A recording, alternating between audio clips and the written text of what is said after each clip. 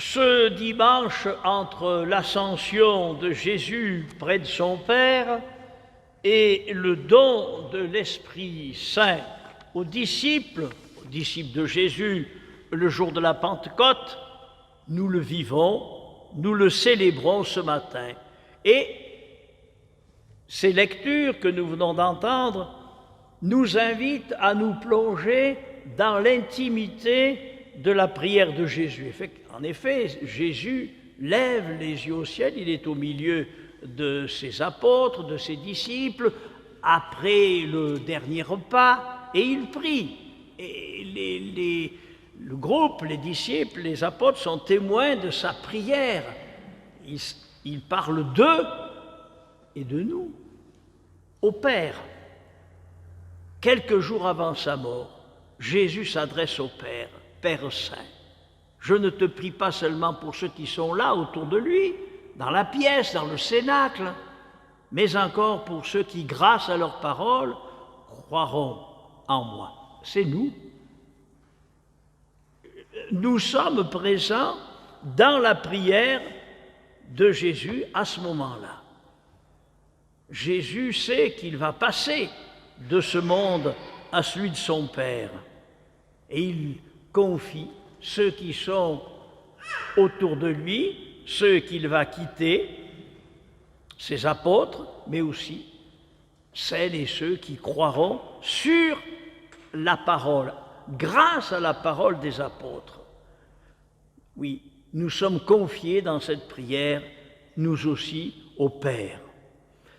Cette parole qui est, pour reprendre l'expression que nous avons entendue, la parole, Jésus, l'étoile resplendissante du matin. Je veux que là où je suis, eux aussi, ils soient avec moi. Dans sa prière, Jésus va encore plus loin. Qu'ils soient un comme nous sommes un. Ce thème de l'unité, nous l'avons aussi évoqué dans la fête de l'Ascension, jeudi dernier, par les textes, cette unité. Et puis cette unité, nous la demandons à chaque Eucharistie. Nous redisons la paix, l'unité. Guide ton Église vers l'unité parfaite. C'est la prière que nous entendons depuis que nous sommes enfants. Conduis-la vers l'unité parfaite. Voilà, cette idée d'unité parfaite, elle nous est sans cesse répétée. Jésus donc rappelle l'importance de l'unité de tous les disciples. Et unité ne veut pas dire identique.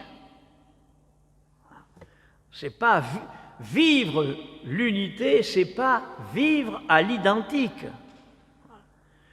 L'unité dont parle Jésus n'est autre que la capacité d'entrer en dialogue les uns avec les autres dans le respect des différences. Voilà. Alors, nous qui avons réfléchi longuement au synode sur la synodalité et qui allons réfléchir encore plus longuement au synode sur les orientations diocésaines, voilà des idées forces qui doivent nous guider. Et c'est pas peu dire.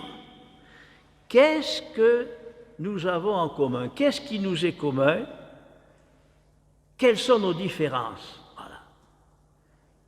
Mais la différence entre l'autre et moi ne doit pas provoquer de rupture, ni un jugement, ni un conflit.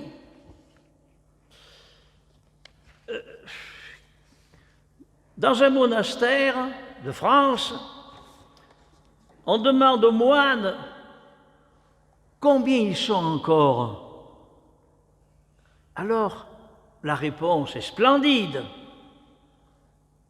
Nous essayons d'être un.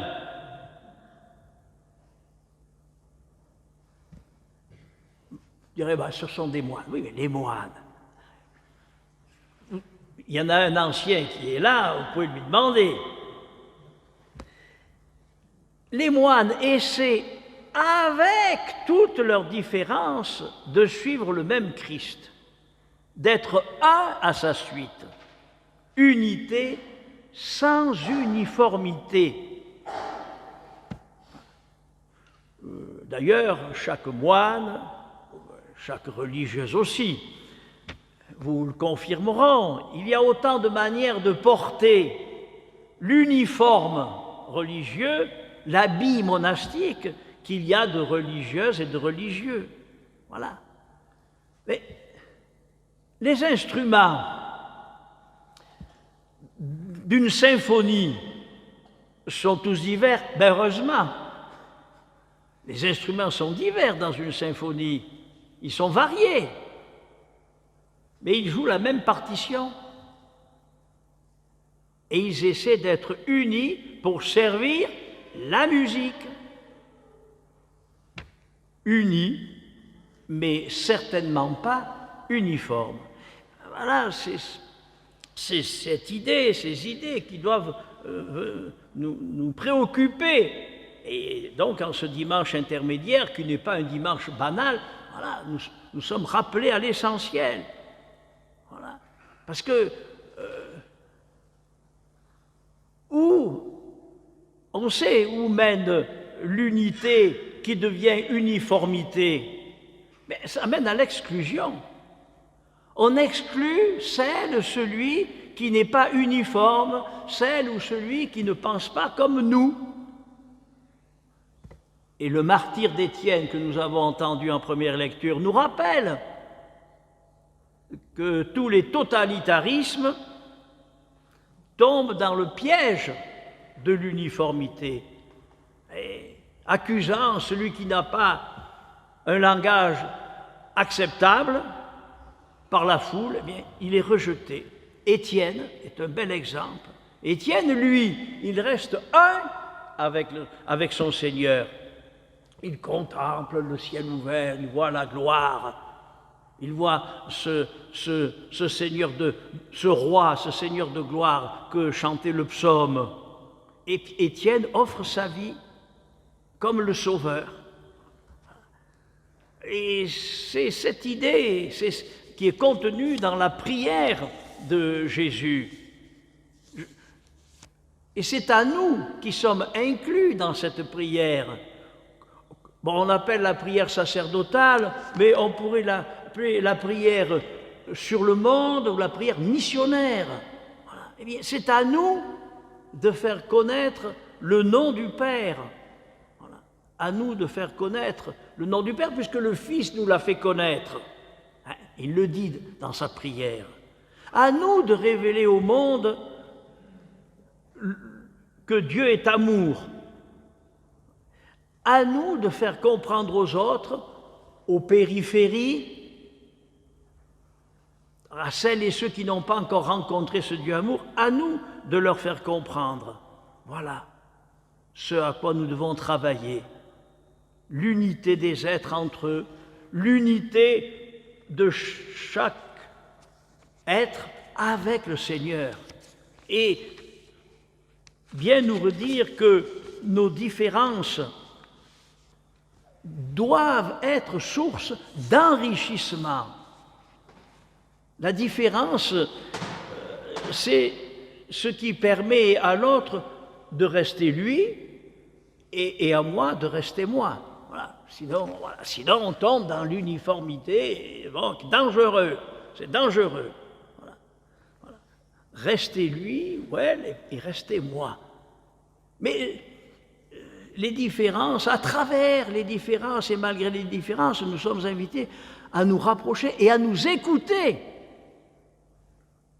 l'un l'autre, les uns les autres.